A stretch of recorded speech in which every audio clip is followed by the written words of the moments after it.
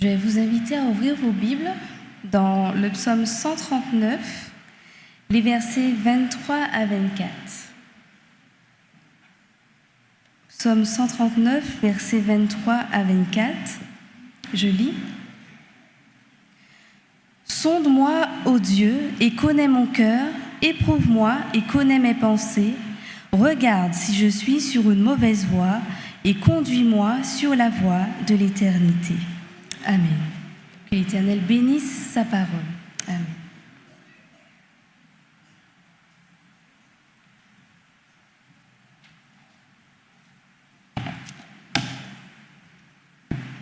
Il est dit dans le psaume 46, verset 1, ou alors plus exactement au verset 2, « Dieu est pour nous un refuge et un appui, un secours qui ne manque jamais dans la détresse. » Amen. Ce matin, j'aimerais introduire ces paroles en invitant l'Assemblée, nos amis, nos frères et sœurs, à pouvoir faire deux choses. Peut-être que ces deux choses peuvent se résumer en une seule chose. Il s'agit de lâcher prise. Est-ce que vous êtes prêts à lâcher prise? Alors vous allez me dire, mais pasteur, lâcher prise sur quoi? Est-ce que vous êtes prêts à capituler? Alors, je vois certains qui sourient et qui disent, mais qu'est-ce que le pasteur raconte là? Je ne connais pas les difficultés que vous êtes en train d'affronter en ce moment. Mais ce que je suis sûr de savoir, c'est que Dieu est et restera toujours un appui, un secours qui ne manquera jamais dans la détresse. Amen. Ça veut dire, mon ami, si en ce matin tu passes par un moment difficile, Dieu te dit, lâche prise. Confie-moi tout ce problème et je t'assure que ta joie sera parfaite. Amen. Oui, il y a certainement des difficultés dans la famille, il y a certainement des difficultés au niveau des finances, des difficultés relationnelles, des difficultés à l'église, mais Dieu me dit en ce matin, laisse ça tomber. Lâche prise, ce n'est pas ton affaire. Soucie-toi de pouvoir continuer à prier, à avoir une relation intense avec moi. Ce matin, tandis que nous étions en train de chanter un chant qui parlait de joie, j'ai observé deux personnes dans la salle. Et je me suis dit, même si je n'avais pas les paroles de la chanson, je savais qu'il était question de joie. Parce qu'il y avait deux personnes dans la salle qui ont exprimé une joie, mais une joie immense. Mes amis, en tant que chrétiens, on ne peut pas dire que nous avons Jésus-Christ et marcher la tête baissée, n'est-ce pas? Je ne peux pas dire que j'ai un Dieu qui est grand et pourtant moi je marche petit. Non. Ce matin, si vous allez peut-être tout oublier de ce message, n'oubliez pas cette phrase. Si je capitule, si je lâche prise, si je donne tout à Dieu, ma joie sera grande. Amen. Est-ce que vous y croyez, chers frères et sœurs? Ce matin, lorsque vous allez sortir d'ici, lorsque vous allez rentrer à la maison, même si la chérie vous a fait mal hier soir, vous a mal parlé ce matin, dites-lui en rentrant à la maison, tu sais, moi je capitule. Ça, c'est ton affaire avec ton Dieu. Moi, mon Dieu, il t'a déjà pardonné. Mon Dieu, il t'aime déjà. Et moi, je veux t'aimer et je ne veux pas que tu me prennes la tête. Lâchons prise sur toutes ces prises de bouche et laissons le Seigneur agir dans nos vies. Amen. Voulez-vous chanter ce chant avec moi? Sans musicien, sans Erika. Est-ce que vous êtes prêts à chanter le chant? J'ai les paroles. C'est un chant que j'ai aimé. Je crois que c'est le deuxième qui dit... Non, il n'est pas sur ça. Oui, ô Jésus, mon sauveur, Seigneur, nul n'est comme toi. Mais c'est le refrain qui m'intéresse, qui dit, chante au Seigneur, crie de joie, terre entière, à Dieu la gloire, la puissance et l'honneur. Les monts s'inclinent et les flots rugissent à l'écho de ton nom. Moi, c'est le refrain qui m'intéresse. Et je vois qu'il y a quelques personnes qui sont venues parce qu'elles vont m'aider. Je ne vais peut-être pas donner la bonne tonalité, je ne suis pas chanteur. Qu'est-ce qu'on fait, musicien? Chante au Seigneur. Après 3, 2, 3. Chante au Seigneur, crie de joie, terre entière. À Dieu la gloire, la puissance et l'honneur. Les monts s'inclinent, les flots rugissent à l'écho de ton nom. Je vois tes œuvres et mon cœur crie de joie. Je t'aimerai, je tiendrai par la foi. Rien ne pourrait égaler tes promesses pour moi. N'oublions jamais ce psaume 46. Dieu est et sera toujours cet abri pour chacun d'entre nous. Amen. Ce matin, j'aimerais parler de bilan spirituel. Le bilan spirituel de notre vie. Vous savez, cette vie, mes amis, est la seule occasion pour tout être humain de décider par ses choix de son sort éternel. Il n'y aura pas une seconde chance, comme certains le pensent, par quelconque réincarnation, ni un purgatoire où nous allons passer pour essayer de passer un examen pour voir si on est apte à repartir. Au moment de notre dernier soupir, le bilan spirituel de ma vie sera décidé pour l'éternité. Cela veut dire que c'est ici-bas que je dois mener une vie pour pouvoir honorer mon Seigneur. Aujourd'hui, nous sommes le sabbat 30 septembre 2023. Nous sommes à 3 mois de la fin de l'année, n'est-ce pas? Demain, il n'y aura pas 31, demain c'est 1er octobre. Il restera 3 mois pour terminer l'année. Oh, je souhaite que tous, le 31 décembre, nous soyons là comme ça, nombreux, et que nous puissions nous réjouir parce qu'on dira, jusqu'ici, l'Éternel nous a secourus. Mais ce que je n'apprécie pas, c'est que souvent c'est le 31 décembre qu'on veut faire le bilan de notre vie. Et dire, Seigneur, voilà ce qui a été, ce qui n'a pas été. Seigneur, voilà les engagements que je vais prendre pour 2024. Non. Faire un bilan revient à dresser un aperçu global d'un projet ou d'une situation sur une période donnée. Il est fait en général à la fin de la période. Mais ça, c'est pour les bilans comptables. On va arrêter les chiffres, on va arrêter toutes les dépenses. Et au 31 décembre, on va se dire, voilà. Mais spirituellement parlant, et si on prenait les 3 mois qu'il nous reste pour faire le bilan aujourd'hui même et dire, Seigneur, au 30 septembre 2023, voilà où j'en suis dans ma relation avec toi.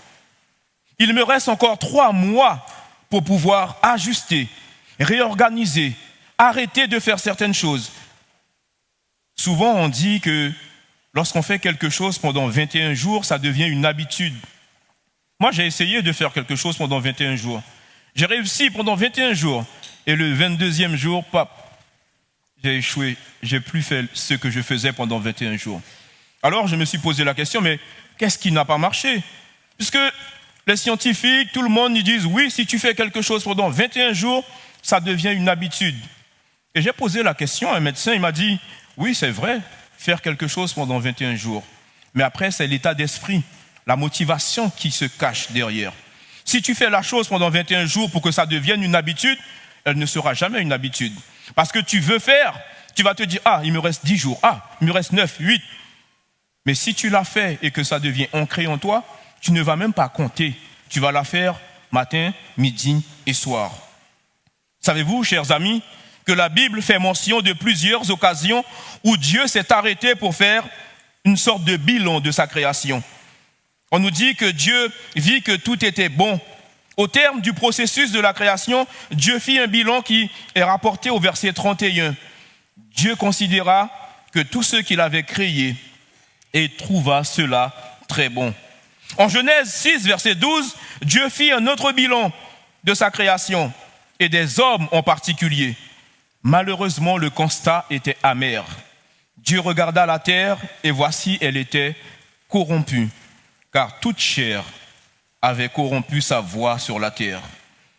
Il existe aujourd'hui de nombreux bilans. On peut parler de bilan personnalisé, on peut parler de bilan de vie, de bilan de compétences, bilan comptable, un bilan sportif, un bilan énergétique. Il y a même certains qui parlent de bilan médical. Le bilan est un outil d'évaluation. Il permet de discerner les points forts de ce qui a été évalué, mais aussi d'en connaître les axes de progression.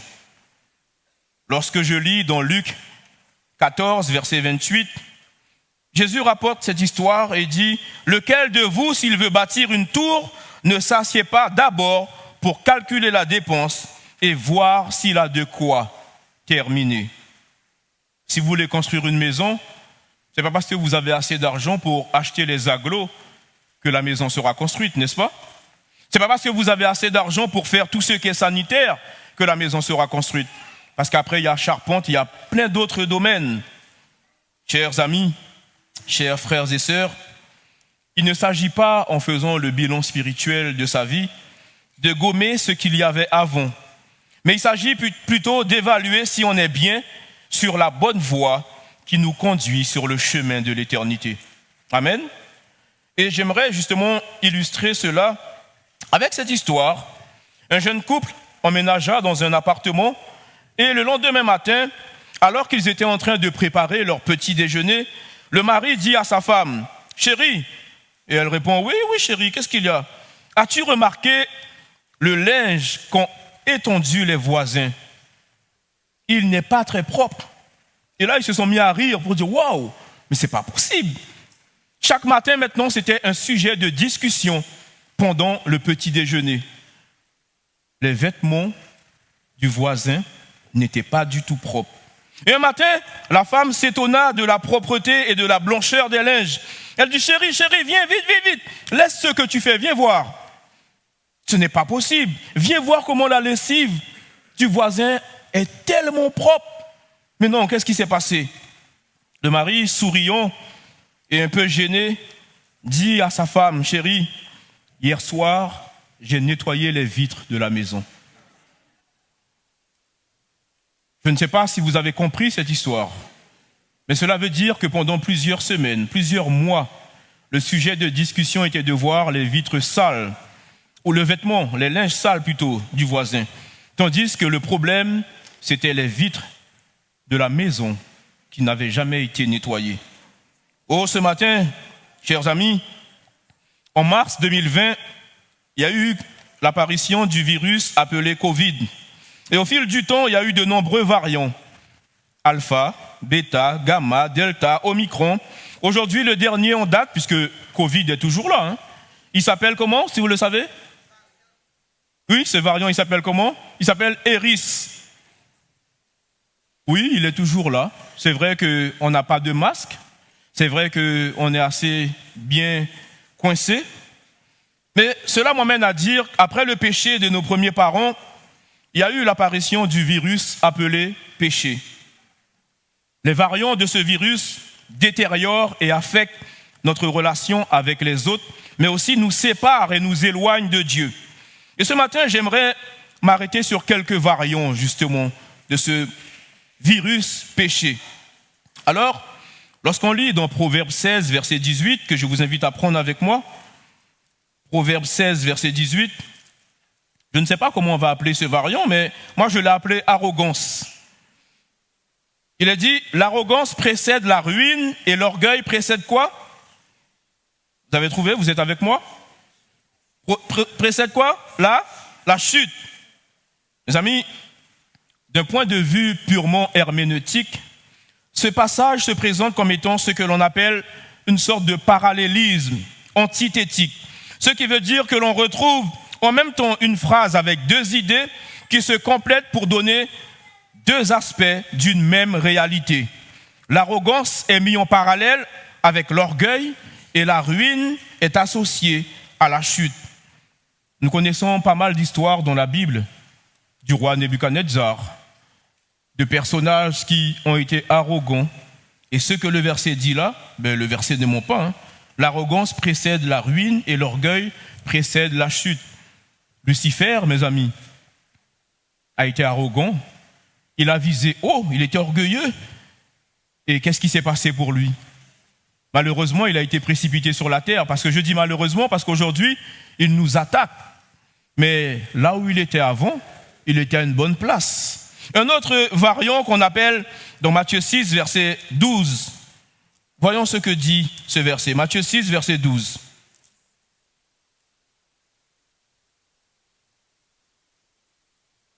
Que dit ce verset? Nous le récitons peut-être chaque jour. Pardonne-nous nos offenses, comme nous aussi nous pardonnons à ceux qui... Alors j'ai appelé ce variant le manque de pardon. Vous savez, un jour, un étudiant a réalisé une enquête et le résultat final montre ce que la majorité des personnes feraient s'il leur restait 5 minutes à vivre. Si je vous pose la question là, imaginez que là, il vous reste 5 minutes à vivre. Quelle serait l'action que vous aurez faite? Prier? Oui, pourquoi pas? Il vous reste 5 minutes à vivre. Ah, c'est parce qu'on a lu le texte. Demandez pardon. Oui. Le résultat a été que 98% des personnes ont répondu qu'elles tenteraient de réparer ce qu'elles avaient fait de mal pour pouvoir mourir en paix. Le nombre de recherches sur le pardon a augmenté, mais de manière considérable. Et les scientifiques disent qu'il s'agit d'un élément thérapeutique puissant qui a le potentiel de soulager une grande quantité de symptômes. Mes amis, le pardon touche non seulement la santé physique, la santé mentale, la santé sociale, mais aussi spirituelle. Alors ce matin, je ne vais pas parler, je ne vais pas m'arrêter sur le pardon parce qu'il y a d'autres symptômes, d'autres variants à voir. Mais sachez que le plus important n'est pas de savoir qui a tort ou qui a raison. Mais puisque la paix est la plus importante que revivre la douleur qu'on a subie, cherchons à pardonner et à jouir du temps précieux qu'il nous reste. Amen. Est-ce que ce n'est pas bien d'être en paix, mes amis? La Bible le dit, dans la mesure du possible, soyez en paix avec. Quand nous sommes en paix, nous sommes tranquilles, parce qu'on sait qu'on n'a rien fait à un tel et qu'un tel nous a rien fait. Mais ça, vous allez me dire, pasteur, c'est dans le paradis. Parfois, on ne fait rien à un tel, mais un tel nous en veut quand même. Comment être en paix? J'ai une méthode, et je vous assure que si on applique cette méthode, ça marche à tous les coups. Si nous laissons Jésus-Christ prendre plus de place dans notre vie, le moi, l'orgueil vont mourir et pardonner sera une réalité évidente. Amen. Plus de Christ, moins de moi et pardonner devient une réalité. Est-ce que vous voulez répéter ça avec moi? Plus de, moins de et pardonner devient... Mes amis, maintenant on l'a récité, on l'a dit, mais maintenant il faut l'appliquer au quotidien. Et c'est là que le bas blesse. Maintenant, si on revient à l'histoire, vous allez me dire, ah, ces personnes-là qui ont été sondées, on leur a dit combien de minutes? 5 minutes? Moi, il me reste même 20 ans à vivre. Moi, c'est pas grave. Je verrai dans 20 ans si je pourrais pardonner. Eux, ils avaient 5 minutes. Mais est-ce que nous savons combien de temps qu'il nous reste à vivre, mes amis? Nous ne savons pas. Notre vie n'est qu'une vapeur. Aujourd'hui, nous sommes là. Rien ne dit que demain, nous serons là. Rien ne dit que sabbat prochain, nous serons là. Oh, lorsque je regardais les enfants qui étaient assis pendant l'histoire, et je remercie Jonathan, j'en ai compté 40, sans compter ceux qui étaient restés avec maman, papa, ceux qui sont dans le ventre, ceux qui sont en cours. Ça veut dire que l'église de Vendôme, mes amis, si on enlève les parents, l'église de Vendôme a un futur vraiment magnifique devant elle, non? Oui, 40 enfants assis là. Si Dieu les protège, leur donne vie, ces enfants-là seront l'église de demain, non? Et je vous encourage, mes amis, à faire de ces enfants-là justement des piliers de l'église. Que nous, parents, que nous, dirigeants, nous puissions les encourager à toujours aimer Jésus et à apprendre à pardonner. Vous savez, lorsque 2 enfants se fâchent, vous mettez des enfants dans une salle, et même lorsqu'ils sont fâchés, le pardon, c'est immédiat, n'est-ce pas? Ils ne cherchent pas à savoir, mais pourquoi tu as fait ça? Non, allez, pardonne-moi. Je te pardonne, c'est fini. Il y a un auteur qui a expliqué un processus de pardon, et je l'ai noté sur mon portable, j'ai dit que je vais vous en parler. Il a dit, pour demander pardon, voici la démarche. On n'est pas obligé de suivre toute cette démarche. Mais elle disait, premièrement, il faut exprimer des regrets. Je suis désolé. Deuxièmement, il faut reconnaître sa responsabilité. J'ai eu tort. Troisièmement, il faut réparer. Que puis-je faire pour arranger les choses? Quatrièmement, il faut se repentir. J'essaierai de ne pas recommencer la prochaine fois. Et enfin, dernièrement, il faut demander pardon. Acceptes-tu de me pardonner? Avec les enfants, mes amis, nous n'avons pas besoin de passer par ces étapes. Parce que si un tel a pris son jouet et que l'autre est fâché, tout de suite, vous voyez, après, ils jouent, tous les deux, ils sont en train de conduire le camion. C'est fini. Mais nous, adultes, parfois on se dit, ah ouais, il m'a demandé pardon, mais il n'a pas exprimé des regrets. Il est tout de suite passé à, est-ce que tu me pardonnes? Ah ouais, il m'a demandé pardon, mais il n'a pas reconnu ses torts. Il m'a demandé pardon, mais il ne s'est pas repenti. Je n'ai pas senti qu'il était sincère, quand il m'a demandé pardon. Parce que nous pensons que le pardon de l'autre, ça doit être comme si c'est une lettre où c'est 20 sur 20. Il ne faut pas qu'il y ait de faute, pas d'erreur. Mais j'aimerais vous dire quelque chose, mes amis. Le pardon est divin. Le pardon, ce n'est pas de la nature humaine. Quand moi, je vais demander pardon, c'est que le Saint-Esprit m'a touché. Et le Saint-Esprit aussi doit aider l'autre à accepter mon pardon. Et bien souvent, c'est ça qui bloque et c'est ça qui fait que nous sommes en conflit. Parce que nous nous disons, mais l'autre a tort. Je veux qu'il suive toutes ces étapes. S'il n'a pas regretté, s'il n'est pas responsable de ce qu'il a fait, s'il n'a pas réparé, s'il ne s'est pas repenti, il n'aura pas mon pardon. Plus de Christ, moins de moi, et le pardon devient une réalité. Alors, continuons avec ces variants. Dans Apocalypse 3, verset 16, c'est un texte qui nous a adressé, puisque ce texte est adressé à l'église de Laodicée. Apocalypse 3, verset 16, il a dit quelque chose de magnifique, même si c'est vrai que ça peut être dur pour certains. Ainsi, parce que tu es tiède et que tu n'es ni froid ni bouillant, je te vomirai de ma bouche. Mes amis, aujourd'hui, il n'est pas facile d'être chrétien en 2023. Vous savez pourquoi? Parce que tout le monde veut aller à gauche et le chrétien doit rester à droite. Tout le monde veut aller tout droit et le chrétien doit faire marche arrière. Ce n'est pas facile aujourd'hui d'être chrétien, n'est-ce pas? Parce qu'il y a une tendance, et surtout que la spiritualité ou la religion est souvent tournée en dérision, où on entend dire, ouais, toi tu vas à l'église, mais la religion c'est pour les pauvres. La religion c'est pour ceux qui n'ont pas d'intelligence. Mais laissez-moi vous dire, mes amis, ce que nous avons à montrer, ce n'est pas de la religion, mais c'est une relation avec Dieu. Et souvent, nous rencontrons des personnes qui disent, je fais toutes les églises. J'ai fait Church of God, j'ai fait Adventiste, j'ai fait Pentecôtiste, j'ai fait Baptiste, Témoin de Jéhovah. Et je n'ai pas encore trouvé la religion. Vous savez, cette personne-là pourra encore faire toutes les églises et elle ne va pas trouver. Parce que si c'est une église que l'on cherche, on ne la trouvera jamais. Et je le disais ce matin dans la classe avec les jeunes, arrêtons de pointer du doigt ceux qui ne sont pas adventistes. Parce que l'essentiel, c'est d'avoir une relation avec Dieu. Ça, c'est le plus important. Mes amis, lorsqu'on prend le verset est clair. À un moment donné, Dieu appellera ses enfants. Qu'ils soient chez les baptistes, qu'ils soient chez les catholiques, qu'ils soient où, je ne sais où, ils entendront ma voix et ils me suivront. Arrêtons de croire qu'à l'église adventiste du 7e jour, que nous avons l'exclusivité. Et même en tant que pasteur, je vous le dis, mes amis, la vérité, ce n'est pas l'église adventiste. La vérité, c'est une personne qui s'appelle Jésus. Et je dois le suivre, je dois avoir une relation avec cette personne qui est Jésus. Tant que je n'aurai pas cette relation, alors oui, je serai comme un petit papillon à pouvoir voler, me poser de temps en temps. Et quand je viendrai à l'église adventiste, puisque je verrai qu'il y a des histoires, je pars chez les témoins de Jéhovah. Comme chez les témoins de Jéhovah, ils ne fêtent pas leur anniversaire, et moi je veux fêter mon anniversaire, je vais chez les catholiques. Comme chez les catholiques, ils font la procession, ils font les semaines, je ne sais pas quoi, ils font les marches.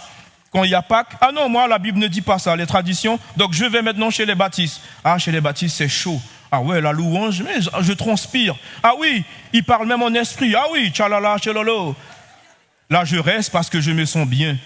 Mes amis, c'est qu'on n'a rien compris. Si on cherche, on va finir par trouver ce qu'on cherche.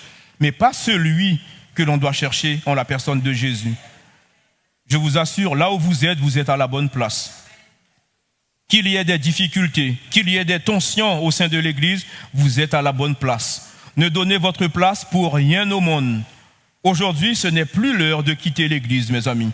Parce que même si je vous dis que ceux qui sont dans les autres églises entendront la voix de Dieu, mais laissez-moi vous dire, plus je m'éloigne de Dieu, plus ce sera difficile aussi d'entendre sa voix.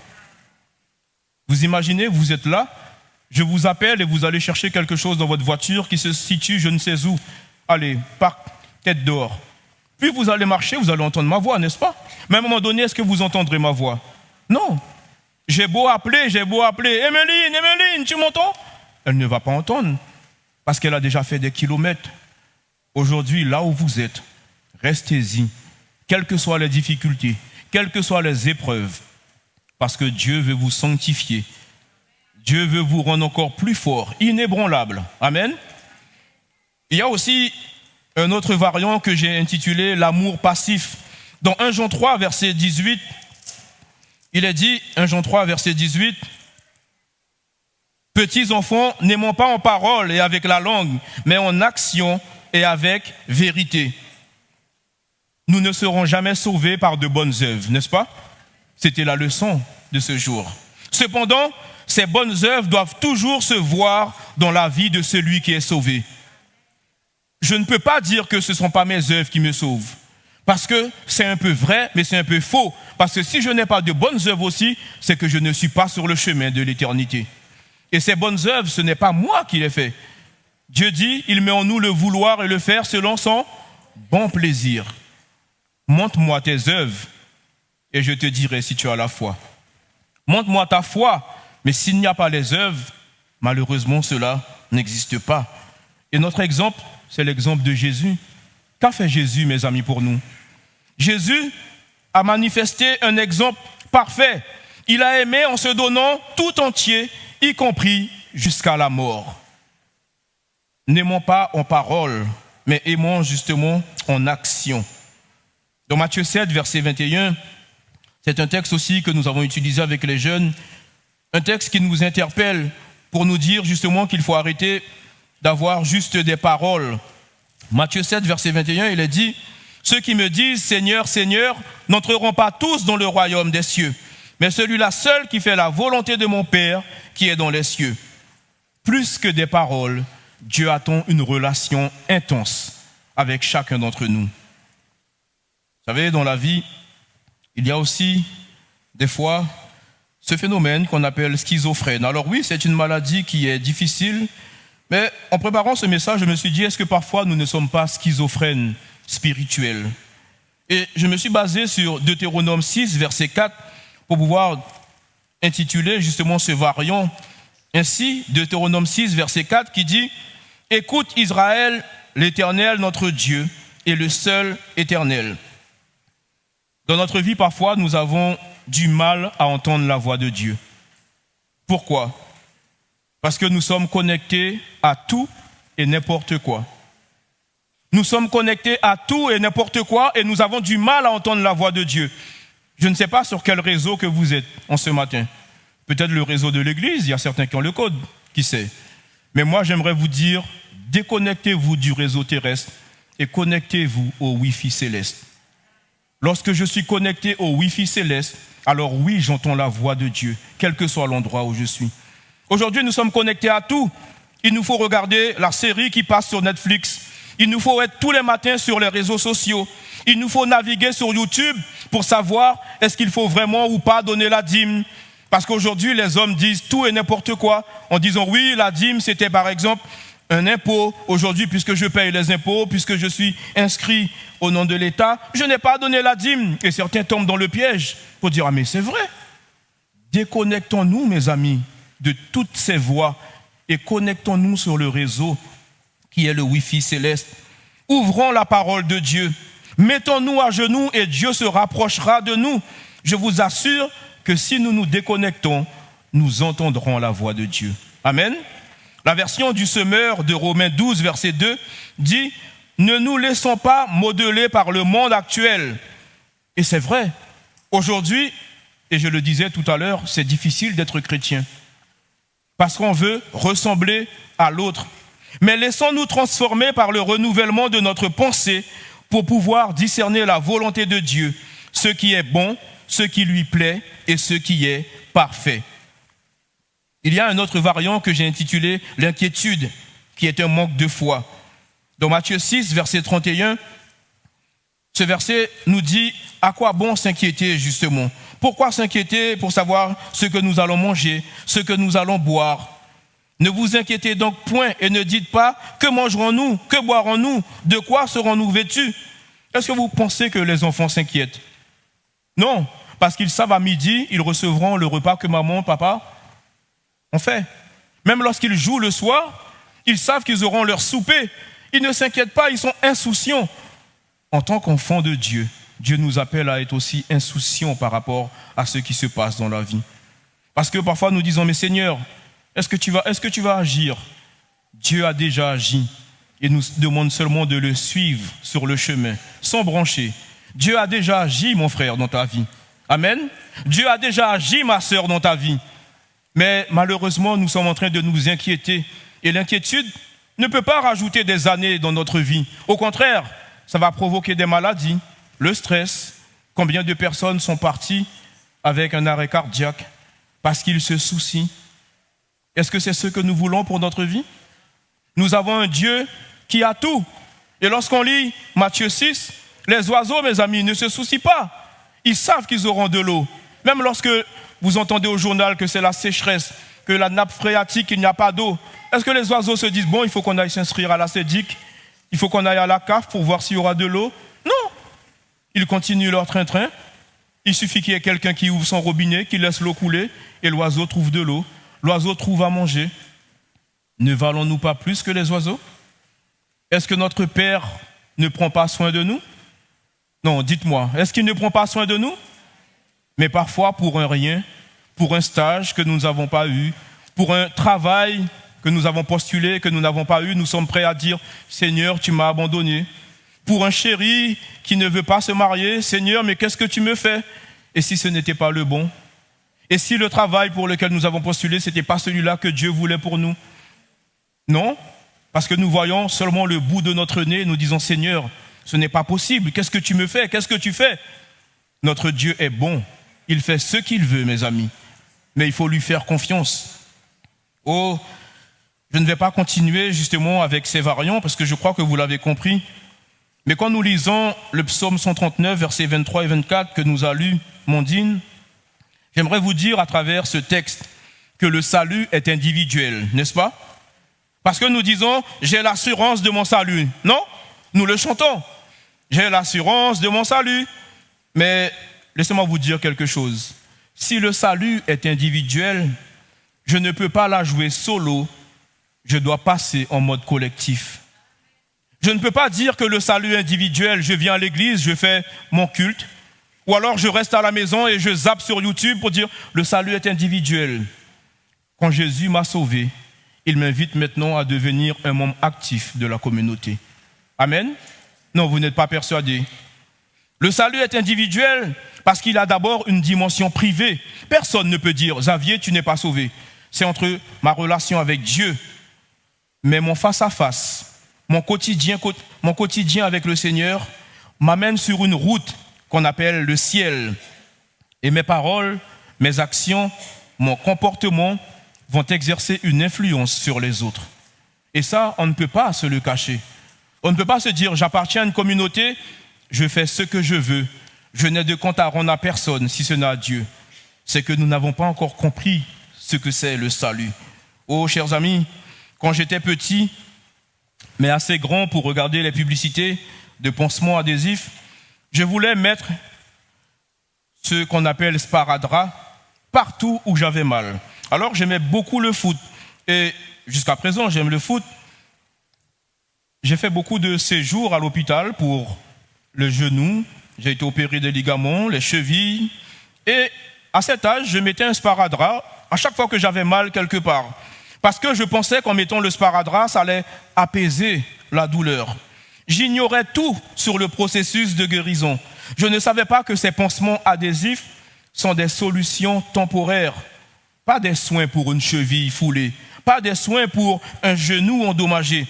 Je savais seulement que le sparadrap allait cacher ma douleur. Et comme je recherchais donc un soulagement immédiat, le sparadrap était devenu ma solution parfaite. Chers amis, chers frères et sœurs, si nous transposons cette histoire qui est vraie à notre vie spirituelle, il y a aujourd'hui matière à réfléchir. Nous les fidèles chrétiens, nous sommes frappés, nous sommes blessés, nous sommes écorchés, nous sommes fouettés, nous sommes ballottés, écrasés, percés par la vie. Et nous avons souvent tendance à aller chercher un sparadrap pour mettre sur notre douleur. Ce matin, je ne demande pas à tout un chacun de se mettre debout et d'enlever le sparadrap parce que je ne sais pas où vous avez mal. Mais souvent, nous voulons soulager une blessure, quelque chose qui nous a fait mal, quelque chose qui dure depuis des semaines, des mois, voire des années, en mettant juste un pansement adhésif et en disant « personne ne va voir, c'est ma douleur ». Mais puisque j'ai mis ce pansement, j'essaye de serrer les dents et je me dis que ça ira mieux. Alors, ce sparadrap peut être le fait de refuser de pardonner, le fait de refuser de tourner la page, le fait de refuser de dire bonjour à une personne qui nous a blessés, le fait de refuser de mettre de l'eau tout simplement dans son vin. Le résultat, chers amis, de notre bilan spirituel, il est là. Tous, et moi le premier, nous sommes infectés par ce virus qu'on appelle le péché. Mais tous, nous n'avons pas les mêmes variants. Peut-être que moi, mon variant, c'est que je refuse de pardonner. Peut-être que l'autre, son variant, c'est qu'il montre qu'il aime Dieu, mais c'est juste en parole. Oh, je ne suis pas là pour pointer du doigt. Mais je crois que chacun sait quel est le variant qui affecte sa vie. Nous avons tous ce virus qui affecte notre vie. Mais quel est ce variant qui affecte ma vie?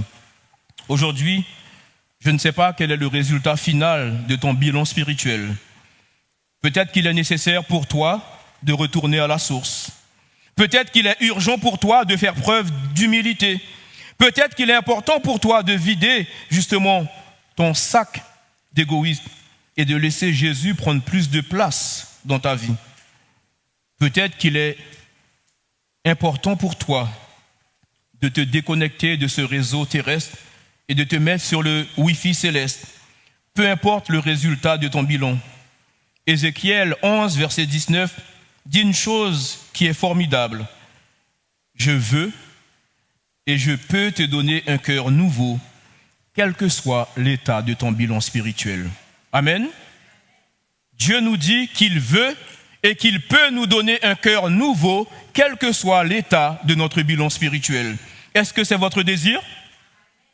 Ah, j'entends que ceux qui sont devant moi. À droite, non, ce n'est pas votre désir. Dieu veut et il peut te donner un cœur nouveau, quel que soit l'état de ton bilan spirituel. Est-ce votre désir? Notre cœur dur, égoïste, insensible aux besoins des autres, nécessite un changement pour être meilleur. Un cœur comme celui de Jésus, qui manifeste l'amour du prochain, qui pardonne, qui s'oublie et met l'autre en avant. Un cœur qui a pour nourriture de faire la volonté de son Père. Avons-nous besoin de ce cœur? Si nous acceptons l'intervention divine, sachez que nous n'aurons pas à passer au bloc. Pas besoin de prendre rendez-vous avec l'hôpital pour voir l'anesthésiste. Pas besoin, non. Il suffit de le désirer maintenant. Et cette opération, Dieu peut le faire maintenant dans ta vie. Cela ne te coûtera rien du tout. Que tu aies la Sécu, que tu aies une mutuelle, que tu aies la CMU, Dieu n'a pas besoin de ça. Ce qu'il veut, c'est de savoir si tu es désireux de changer ce cœur. Ellen White, pour terminer, nous dit « La grande erreur de l'esprit humain, au jour de Christ, et comme aujourd'hui, dit-elle, fut d'imaginer qu'il pouvait obtenir la justice par une simple adhésion à la vérité. L'expérience humaine a montré qu'une connaissance théorique de la vérité est incapable de sauver une âme. Parfois, et c'est triste de le dire, nous connaissons Jésus de A à Z, mais que théoriquement. Et lorsqu'il faut passer à la pratique, lorsqu'il faut s'humilier pour demander pardon, lorsqu'il faut tourner la page, là on se dit non, Jésus, s'il te plaît, donne-moi 5 minutes pour que tu ne sois plus mon exemple. Mais là c'est une histoire d'homme, c'est à moi de régler ça. Oh, ça peut nous faire rire, mais parfois c'est ainsi que nous agissons. Jésus peut être notre modèle par excellence, mais lorsqu'il s'agit de passer à l'action, alors nous disons, Seigneur, non. Ai-je atteint les objectifs que je me suis fixés? Quels sont mes nouveaux objectifs pour terminer cette année 2023? Quels sont mes projets au niveau de ma santé physique, mentale et spirituelle? Quel est mon souhait au niveau de l'église de Vendôme? Est-ce que je suis satisfait de la vie que je mène en ce moment? Où est-ce que j'en suis dans ma relation avec Dieu? Des questions, mes amis, je peux en poser encore. J'ai une liste de questions. Chacun de nous, nous allons apporter notre réponse et elle sera différente par rapport aux questions. Mais pour conclure, je voudrais vous poser une question, une seule. Et c'est certainement la question la plus importante que toutes les questions que j'ai posées. Que vais-je faire avec les réponses que je vais avoir, mais aussi que vais-je faire avec ce bilan spirituel qui m'a montré que je suis touché par le péché, atteint par un variant? Que vais-je faire de cette prescription que le médecin par excellence veut me donner, à savoir changer mon cœur? La réponse est personnelle, mais je vous laisse avec cette question. Que vais-je faire avec la prescription que Jésus veut me donner? À savoir, ce n'est pas du Doliprane qu'il te faut. Ce n'est pas un antalgique qu'il te faut. Ce n'est pas des compresses ou même un pansement. Il te faut changer ce cœur. Dieu est prêt à nous donner un cœur nouveau. Est-ce que nous avons de la place pour être transformés par Jésus? Que Dieu nous bénisse et qu'il nous aide. Amen.